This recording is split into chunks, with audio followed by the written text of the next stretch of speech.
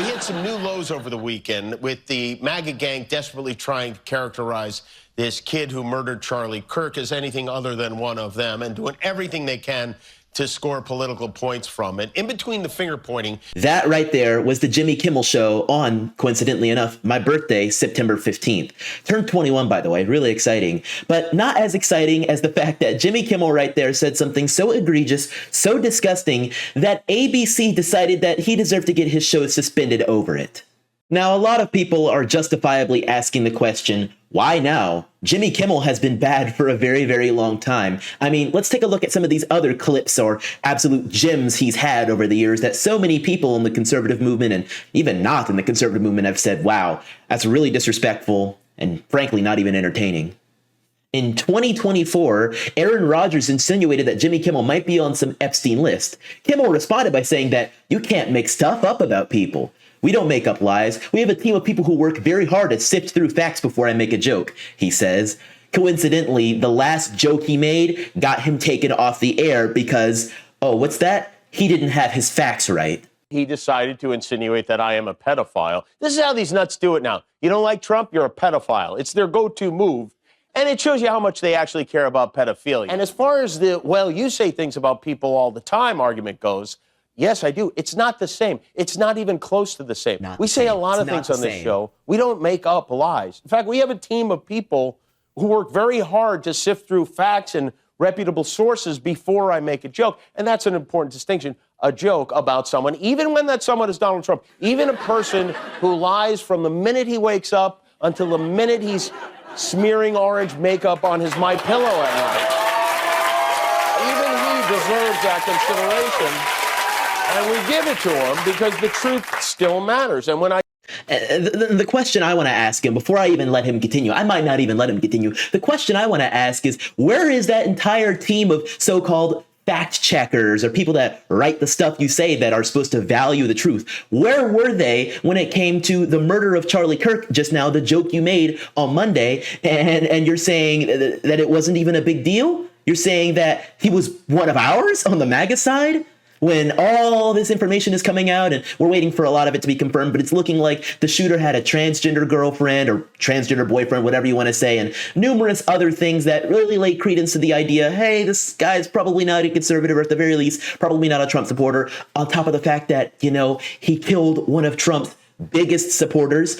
Does that make sense to anybody? Because it doesn't make sense to me. Maybe I'm just crazy, but it doesn't make any sense to me. Now, if you thought that was going to be it, oh, you just couldn't be further from the truth, because now that Jimmy Kimmel has been canceled, there's been a lot of people that are, you know, rightfully, in their opinion, very, very angry about it, saying Jimmy didn't deserve this. He didn't deserve this. He's never said anything wrong. Well, here's more clips from Jimmy Kimmel literally advocating for violence and destruction of property. Let's take a look at this. Our co-president, Elon Musk, sent a SpaceX vehicle to bring the astronauts back, and when they landed, he fired them immediately upon landing. Tesla stock is way down, almost disastrously so. People cheer for that. Okay. Vandalizing Tesla vehicles, new Tesla vehicles. Please don't vandalize. Don't ever vandalize Tesla vehicles. And so our co-president... And so he's really slick with the words there. He's saying, no, don't vandalize Tesla vehicles. He might as well be nodding. Don't vandalize Tesla vehicles. It's hard for me to do it. I try to be honest, but you know, for a guy like this, he doesn't even have to try. He can lie straight through his teeth, smile while he does it, while wishing for your car, your house, whatever it may be, to be vandalized for political purposes. And bear in mind, just a second ago, he was saying, hey, we need to, you know, regardless of whether it's a joke or not, we need to value the truth. And we also need to value that there are some things you can't and shouldn't say in order to protect people. Where were the people you were trying to protect with that Tesla comment? I don't think you were trying to protect anybody. And speaking of not trying to protect people, we're going to keep going further back in time. We're just going to peel this onion back layer by layer, because now we're back in 2020, 2021 or so, when Jimmy Kimmel had this to say about those that did not take the COVID-19 vaccine. Hospitals get any more overcrowded, they're going to have to make some very tough choices about who gets an ICU bed. That choice doesn't seem so tough to me. Vaccinated person having a heart attack? Yes, come right on in. We'll take care of you. Unvaccinated guy who gobbled horse goo? Rest in peace, Wheezy. You know, there's a very, very funny tweet from the late, great Charlie Kirk all the way back from 2017, before all of this even started. Heck, before I even got into politics, which you would think was not that long ago, but that's almost 7 years ago for me. But this was 2017 when Charlie Kirk tweeted this. Isn't that just so true? I mean, truer words have never been spoken or typed on Twitter. Now, here is where the irony reaches its peak. After years and years of social media censorship, TV censorship, you name it, the type of censorship conservatives, Republicans, and even those that just aren't liberal have gone through it.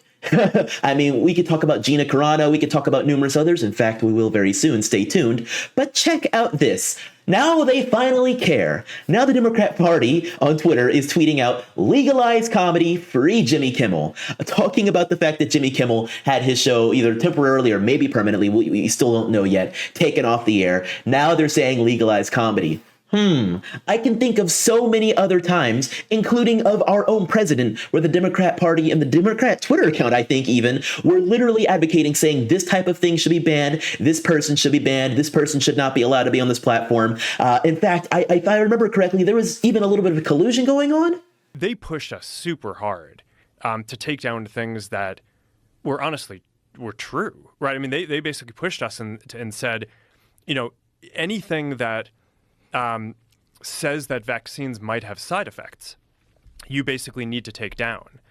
And I was just like, well, we're not going to do that. Like, we're clearly not going to do that. I mean, that is kind of inarguably true. Who is they? Who's telling you to take down things that it was that talk about vaccine side effects? It was people in the Biden administration. I think these people from the Biden administration would call up our team and like scream at them and curse. That's right. The Biden administration would call Mark Zuckerberg, call Meta, call Facebook, and scream at them to take down things they disagree with. They were talking about COVID vaccines right there, but I am almost certain, in fact, I think there was another story a little while ago of the exact same thing happening, but not about COVID, just about things that Trump's saying and Trump's campaign was saying back in 2020, saying, hey, you need to take this down, and Meta would agree and would oblige.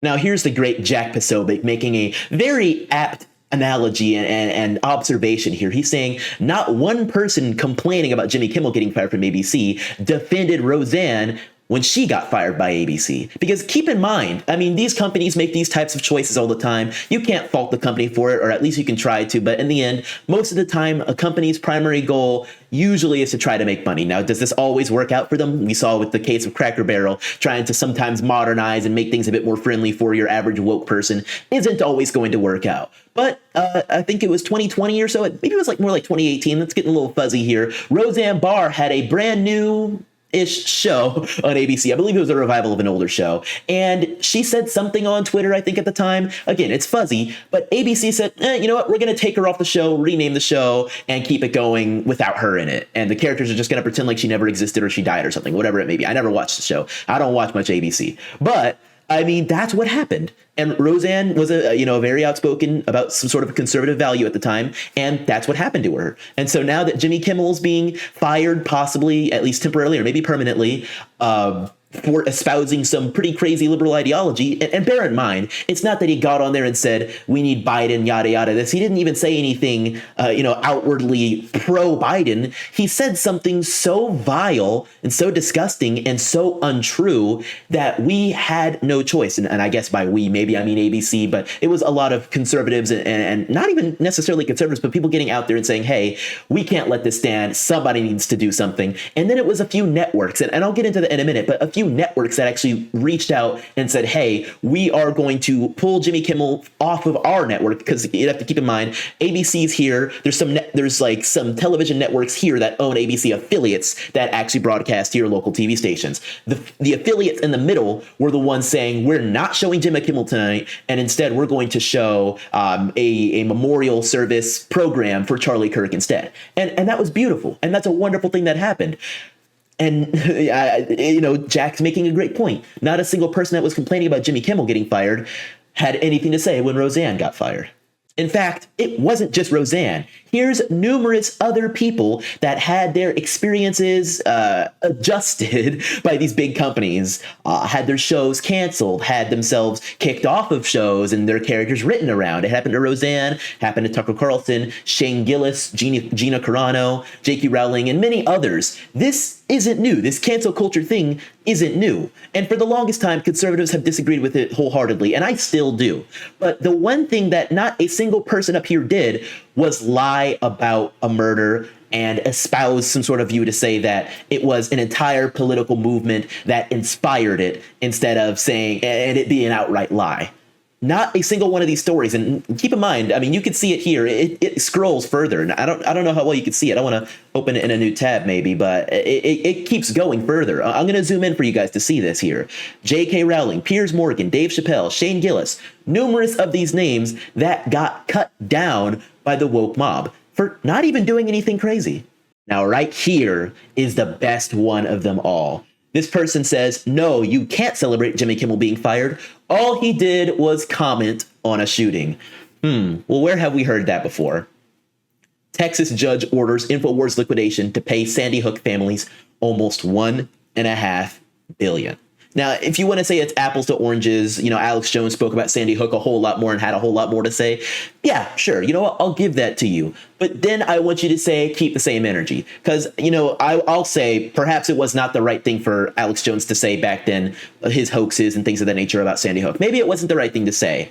But I also don't think he should have been have to pay out $1.5 billion. I think he's bankrupt now because of it.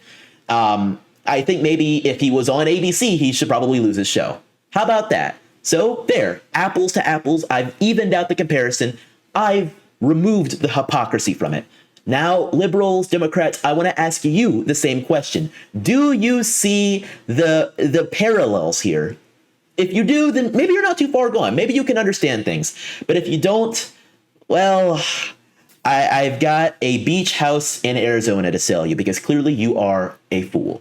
All right, guys, it's going to wrap it up for me today. Thank you so much for tuning in to our very first comeback video. I mean, look around. Don't things look a little different here? We're trying out some new things here with the content and how we're going to run the videos from here on out. So if you like what you saw, make sure you hit the like button and subscribe for more content. If you want to support the show, feel free to check the description and shop at mypillow.com and use code CRUMP, that is code CRUMP, for a discount on your purchases of pillows, towels, all sorts of stuff. You guys have seen it all before. Anything MyPillow you want, use code CRUMP.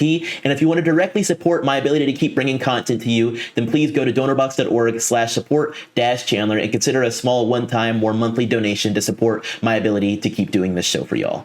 Aside from all that, I'll catch you next time, free thinkers. Don't forget to spread the virus of intelligence.